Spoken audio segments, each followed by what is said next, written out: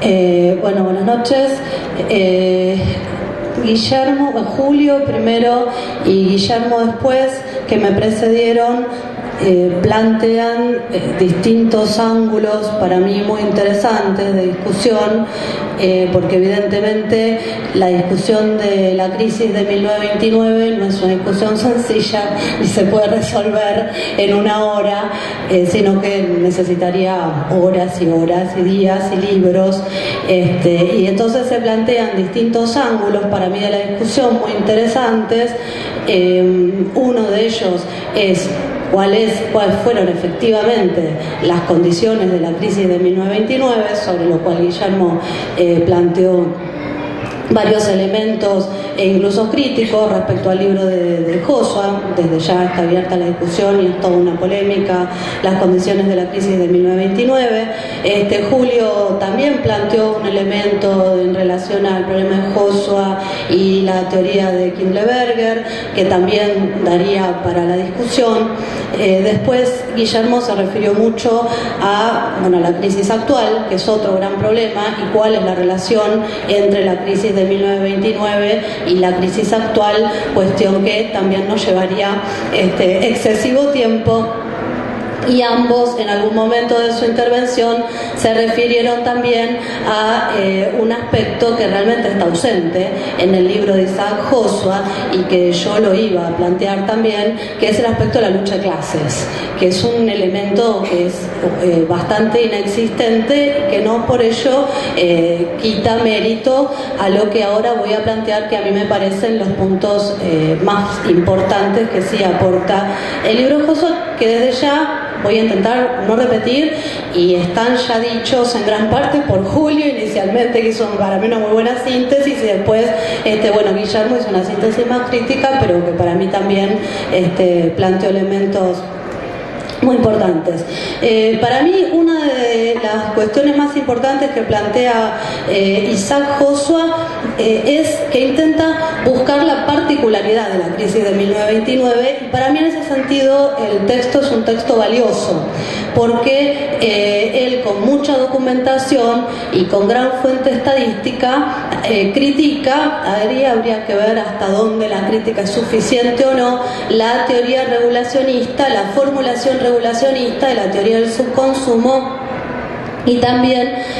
la teoría regulacionista que hace hincapié sobre el aspecto de la sobreacumulación en inversión inmobiliaria. Joshua no dice que estos, por lo que como yo interpreto el libro, por eso todo eso es materia de discusión,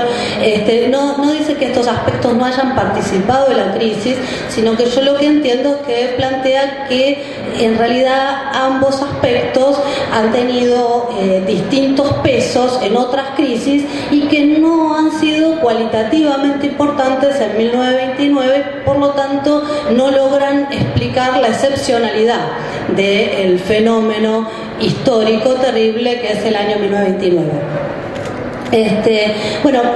es un aspecto para mí, en este sentido, el aspecto más interesante desde el punto de vista de Estados Unidos que desarrolla Joshua.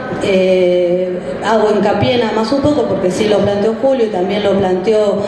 Guillermo, es el hecho de la transformación a una velocidad de crucero entre la conjunción entre el siglo XIX y el siglo XX de una sociedad compuesta por productores agrarios, con un proceso de expansión de frontera y con pequeños empresarios individuales, que se transforma a una velocidad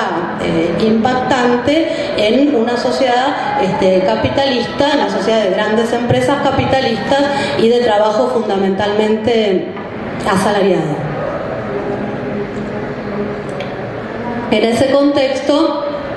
yo creo que ahí sí le otorga una importancia al sobreendeudamiento como característica exclusiva de la crisis de 1929, pero sobreendeudamiento no, dice Joshua, a las empresas, repito, todo es materia de discusión, dice Joshua, sobreendeudamiento particularmente de los hogares. Y entonces este viraje fenomenal de una sociedad a otra completamente capitalista, de grandes empresas y completamente asalariada, hace que el fenómeno de la desocupación, de la enorme desocupación en ese periodo, se traduzca en una caída descomunal del consumo, en un contexto en el cual no se imponen los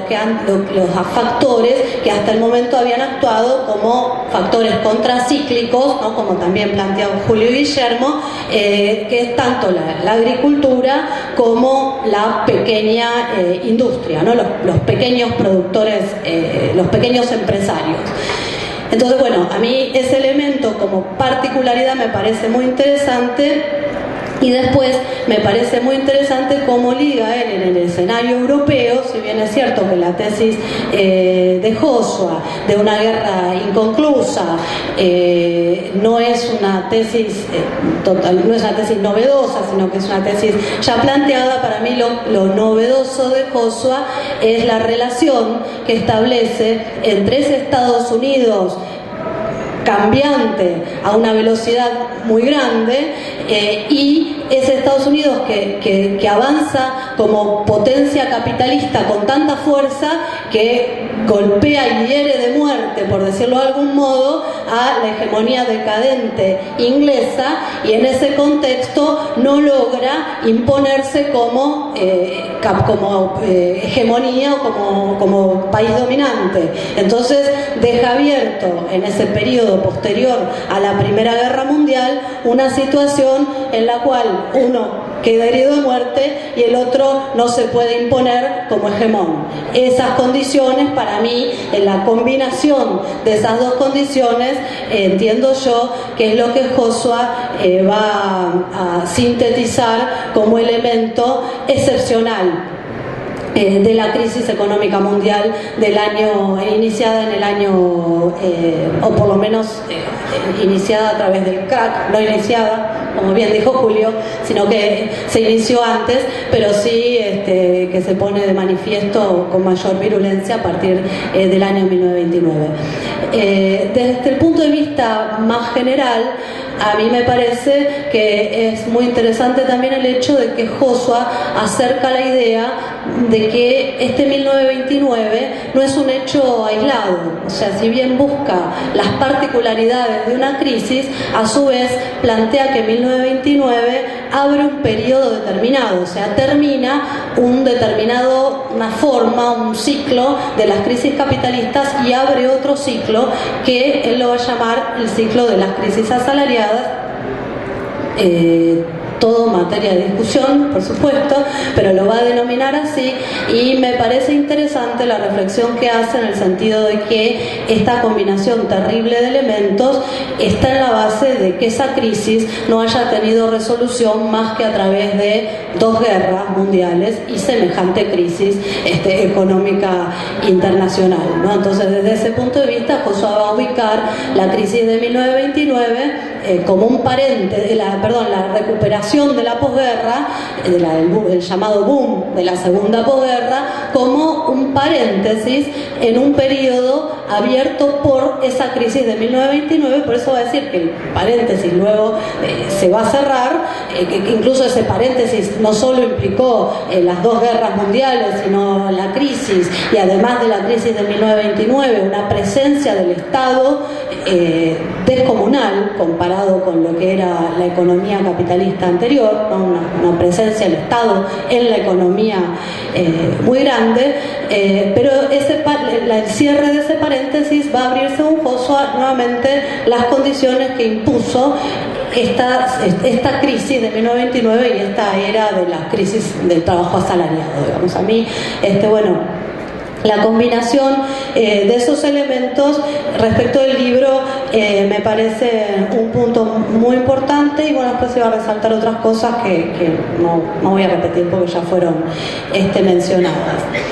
El segundo punto al que yo me iba a referir es el punto más crítico del trabajo de Isaac Joshua, que, como dije antes, no niega el valor de lo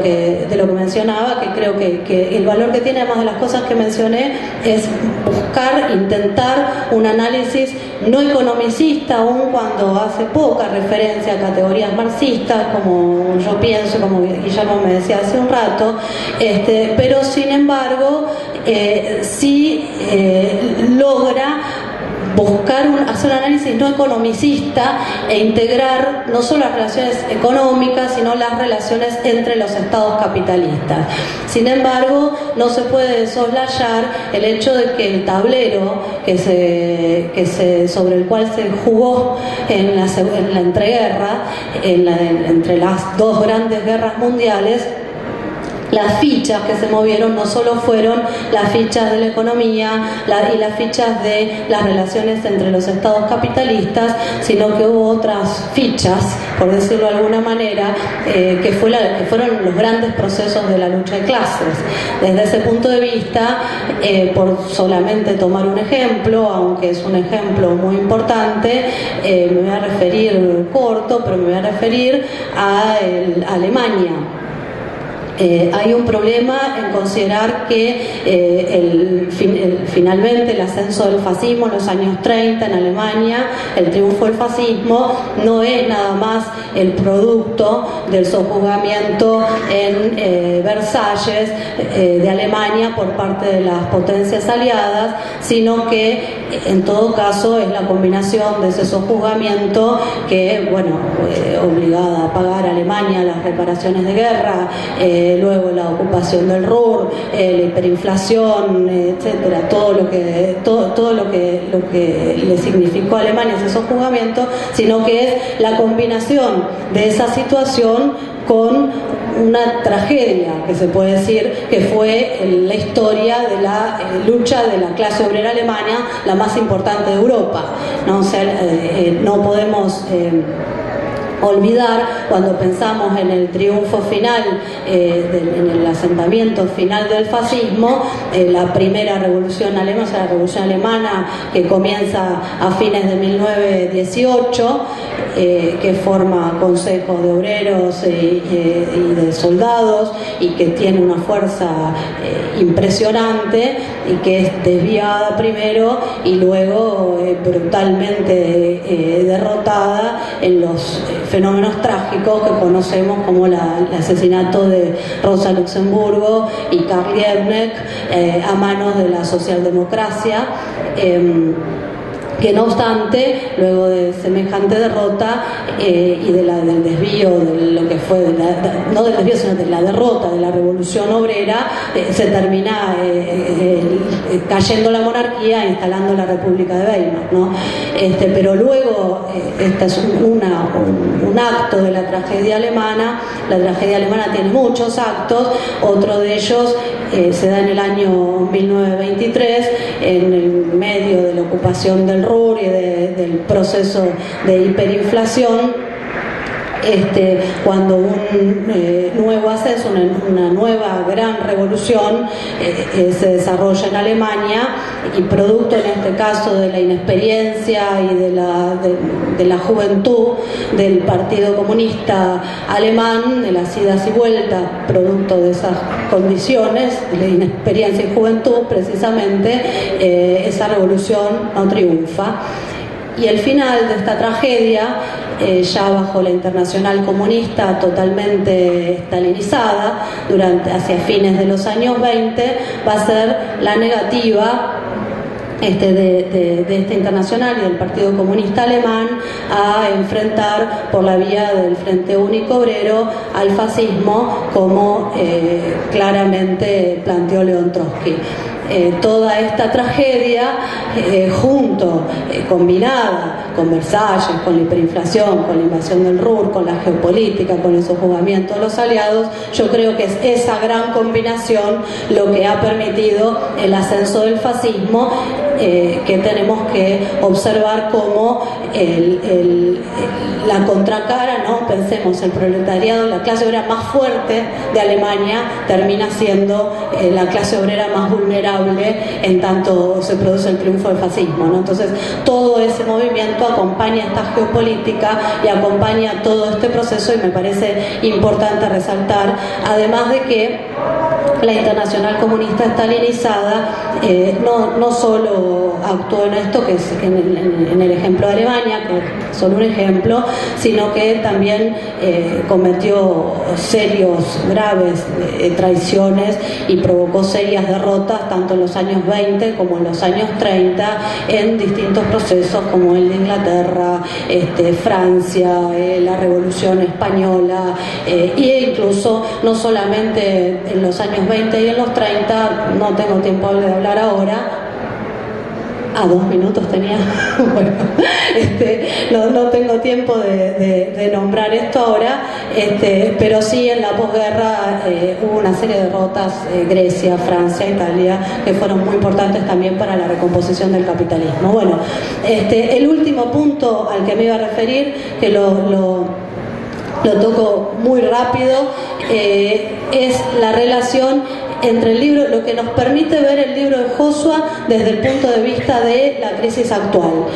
Y eso nombro rápido algunos elementos. Por un lado, toda la discusión, para los que lo vayan a leer, con respecto al problema de la inflación, o sea, de la devaluación. Si bien no estamos hoy bajo patrón oro, sí la discusión que hace Joshua respecto de la importancia o no de la devaluación y de la salida del patrón oro, criticando a distintos autores como Bernanke o Eichengreen, es importante porque, bueno, hoy la relación con el euro, si bien no es un patrón oro, hay una relación que se parece en cierto modo al patrón oro, y por eso la discusión entre devaluación o continuidad dentro del euro es una discusión muy importante hoy entre los economistas. Otra discusión al respecto es el problema salarial, ¿no? Que, bueno, Paul Krugman acaba de sacar un libro donde plantea algo así como que hay que no salir del euro, pero sí permitir un cierto grado de inflación. Bueno, yo creo que eso sería, frente a los brutales ajustes y a la política reaccionaria del euro, sería otra forma, otra manera de descargar sobre los trabajadores la crisis capitalista, y que en última instancia pensar una forma de salida que sea no descargar sobre los trabajadores la crisis, hay que pensar en términos anticapitalistas. Bueno, otro elemento que yo quería remarcar un poco respecto, creo, algo de lo que mencionaba Guillermo, es que en cierto modo yo creo que en este último periodo, en la crisis actual, en cierto modo se podría llegar a decir que las políticas de Friedman y de Schwarz, en cierto modo se han puesto en acción, digamos, en cierto modo se han practicado las políticas de Friedman y Schwarz, ¿no? En el sentido de los quantitative easing, en el sentido de los salvatajes bancarios, bueno, etcétera. Y en cierto modo esas políticas han demostrado tener un rol de aspirina, aunque obviamente el problema no lo curan, porque, bueno, estamos en una situación donde hay tendencias a la recesión importantes en Europa. Estados Unidos está creciendo a una tasa muy baja, China podría crecer a una tasa menor de la que necesita crecer para absorber su población rural, y eso está muy en conexión con la relación con Estados Unidos. Bueno, en definitiva, distintos elementos que para los cuales el libro es muy importante, porque permite ver elementos de similitud y elementos de diferencia con la crisis de 1929, pero creo que leerlo sirve muchísimo para pensar todos estos elementos. Bueno, nada más. Quedamos sin tiempo, así que bueno, no va a haber tiempo para una segunda ronda. Agradecemos por haber venido, a Julio, a Guillermo, a todos. Bueno, muchas gracias.